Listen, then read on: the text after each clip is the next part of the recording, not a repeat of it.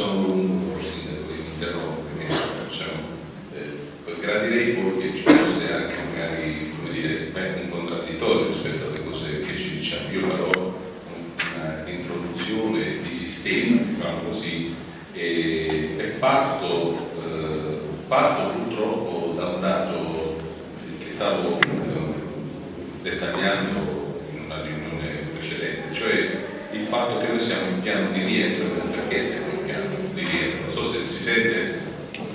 Sì.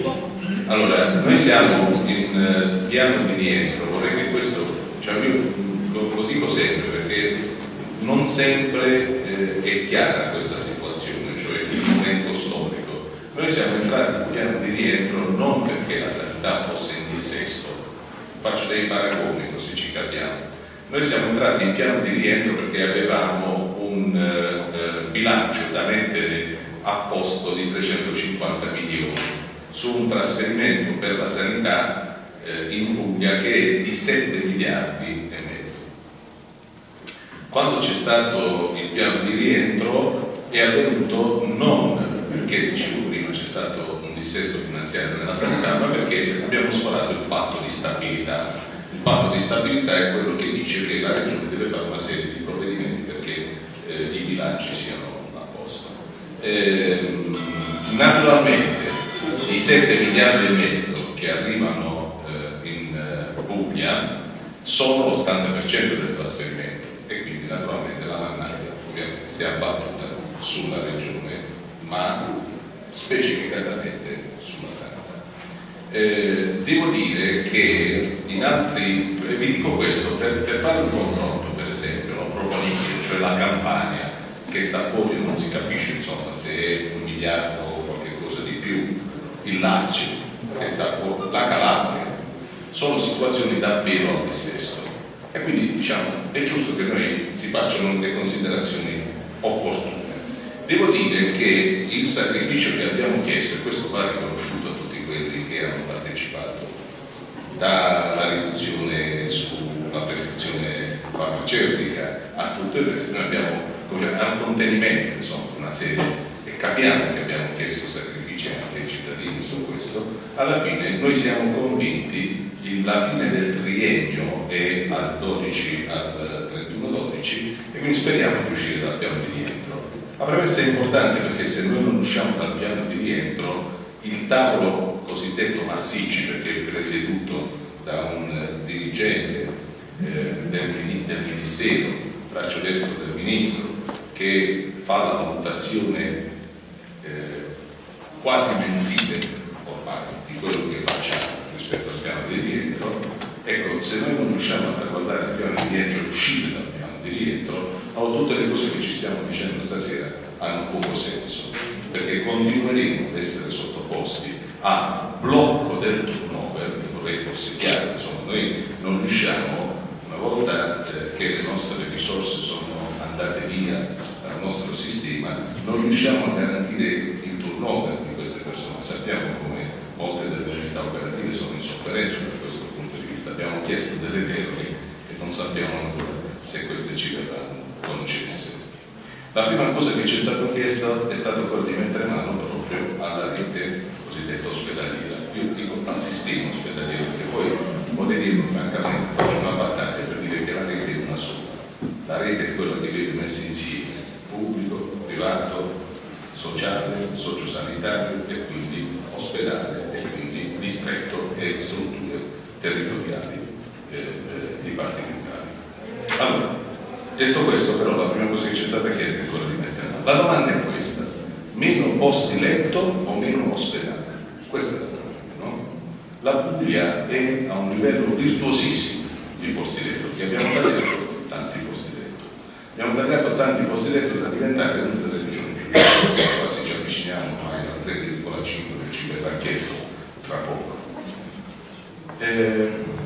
La verità è che quando abbiamo iniziato a fare questo discorso noi avevamo 102 strutture tra pubblico e privato ospedaliero, 2X che comprendevano anche i 2X, 2 istituti di ricerca, e le 2 aziende ospedaliere, una di Foggia e l'altra di Bari.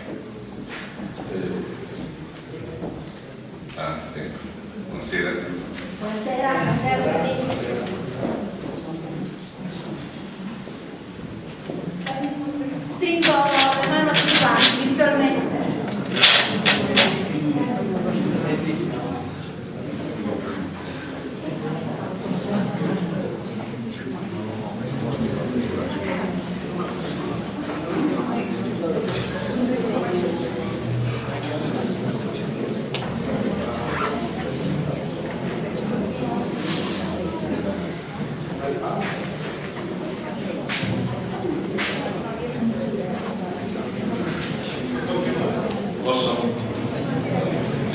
Stavo facendo una introduzione, noi stiamo aspettando anche l'assessore che sta arrivando, e facevo un'introduzione, come dire, di senso un po' su quello che sta accadendo, il fatto di riordino, e poi finisco velocemente, riordino sia in senso del sistema ospedaliero che della funzione distrettuale o territoriale. E allora, dicevo 102 ospedali. 102 ospedali, diciamo, è una condizione per dirvi che significa in Italia, per esempio, intorno ai 1600 ospedali a tutt'oggi, in una realtà come quella della Gran Bretagna significa invece 400 ospedali. Anche sul significato di ospedale, no? Bisognerebbe cominciare ad interrogarsi. Fatto sta che noi abbiamo dovuto chiudere i primi 20 ospedali. I primi 20 ospedali riguardavano realtà territoriali per circa 373.000 abitanti. Di questi 373.000 abitanti abbiamo verificato che la percentuale media di quelli che si ricoveravano presso i propri ospedali di riferimento, cioè quelli dove erano residenti, era del 13%. Cioè sostanzialmente l'87% dei residenti aveva deciso evidentemente di ricoverarsi in altri luoghi. Questo lo dico perché quando abbiamo operato questo tipo ci siamo chiesti perché e dove dovevamo fare questi tagli. In più, e siccome diciamo la possibilità oggi c'è, abbiamo fatto un'analisi puntuale dei DRG. Questi sono tutti numeri pubblicati, potete tranquillamente andare a vedere. Abbiamo fatto un'analisi dei DRG e ci siamo accorti che in questi ospedali, adesso comincio a avere qualche dubbio a chiamare ospedali, perché no, c'è anche in questi ospedali il 50%, più del 50% dei ricoveri risultavano inappropriati secondo i famosi 108 DRG a rischio. L'età media di chi si ricoverava nelle medicine era di 73 anni, sostanzialmente nelle degenze. Adesso non so quando siamo tecnici qui, ma insomma, per farvi capire, erano probabilmente luoghi dove ormai inappropriatamente si facevano prestazioni che si potevano fare tranquillamente da qualche altra parte.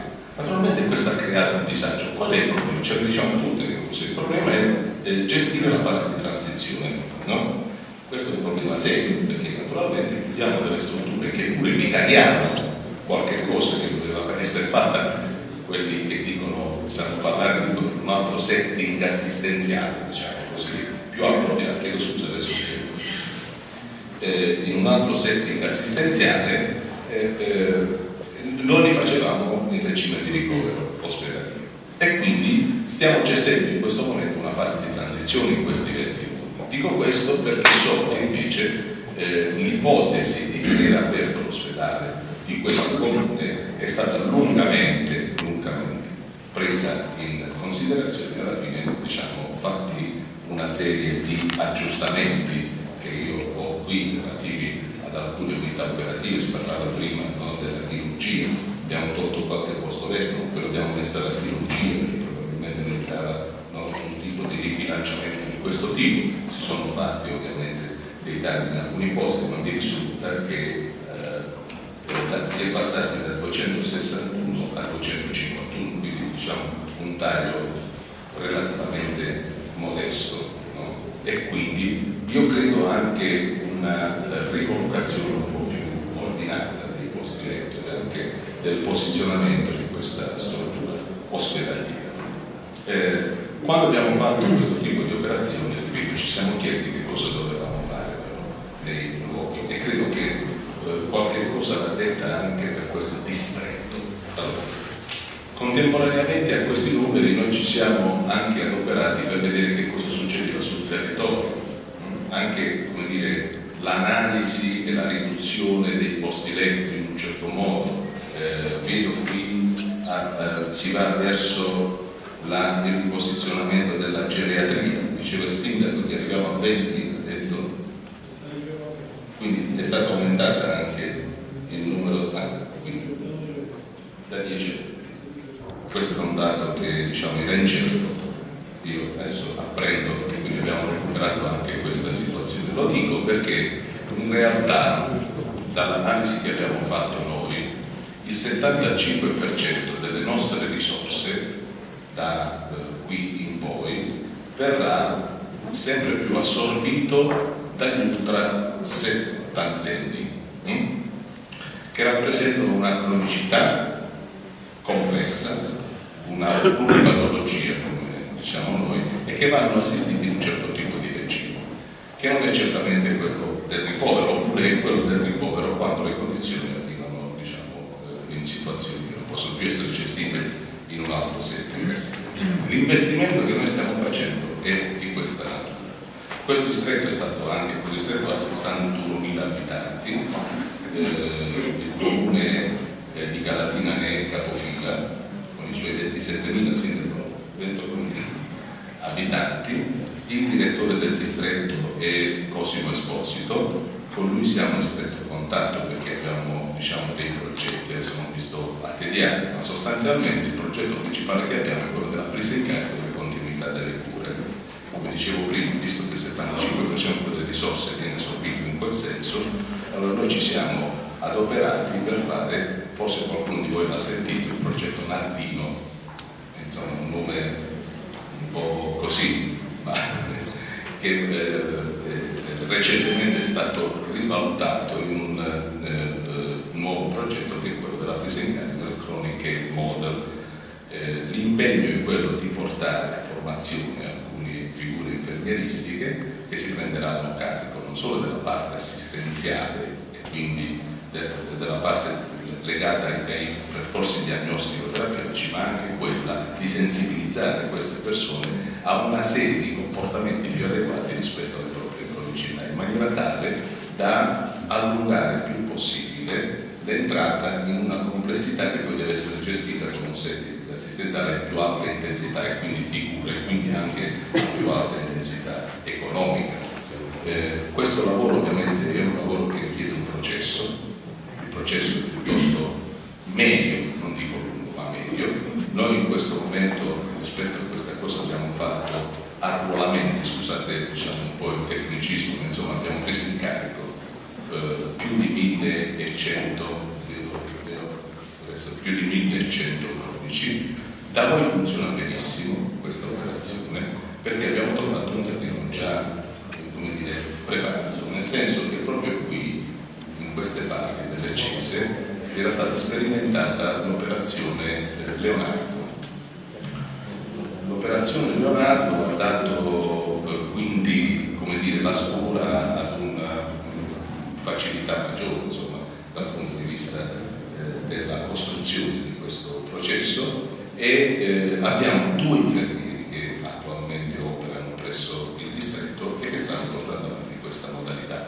Guardate, lo dico perché noi stessi abbiamo una enorme difficoltà a gestire queste operazioni di passaggio. Vi garantisco che è faticoso per tutti quanti. Sono le operazioni di start-up che non si può pensare che avvengano in maniera automatica, indolore, senza risorse, eppure in questo momento storico così delicato ho fatto la premessa del piano di rientro, ma non vi sto a tediare con la situazione economica in generale della famosa spending review, noi stiamo in maniera lineare chiamando aziende per tagliare i costi dei servizi, la situazione è certamente una situazione difficile. All'interno di questa cornice però noi intendiamo fare qualche cosa per il sistema.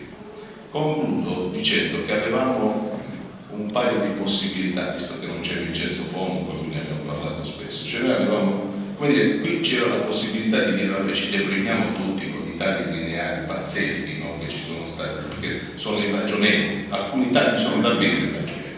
Cioè quando tu dici tagliamo del 5%, no? Una operazione, non ti chiedi se il 5% tagliato qui è uguale al 5% tagliato in Emilia Romagna, no? Perché così le dotazioni organiche sono completamente differenti, no? Se sono state già depauperate in maniera irreversibile. Quindi questi tagli lineari stanno per mettere in ginocchio tutto il sistema. E allora noi oggi adoperiamo, abbiamo detto, no? Cogliendo nel momento difficile, cogliendo l'occasione per cambiare questo sistema, o questo sistema diciamo, è destinato a non reggere né dal punto di vista dei numeri né dal punto di vista della qualità delle prestazioni che offriamo. L'ultima è questa: pensate che poi partecipo a tanti di questi incontri, insomma, anche a livello nazionale, pensate che la prima paura adesso che è passata in testa per gli italiani da una statistica non è più quella della sicurezza, fino a qualche anno fa era la sicurezza, no?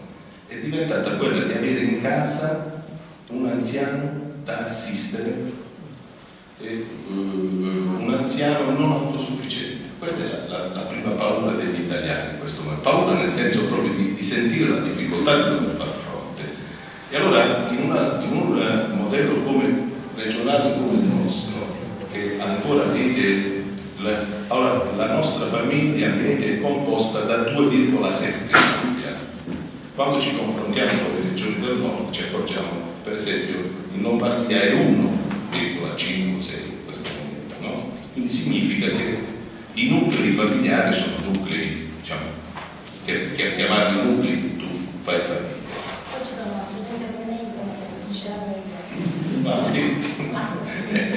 Meno male, saranno contenti in generale.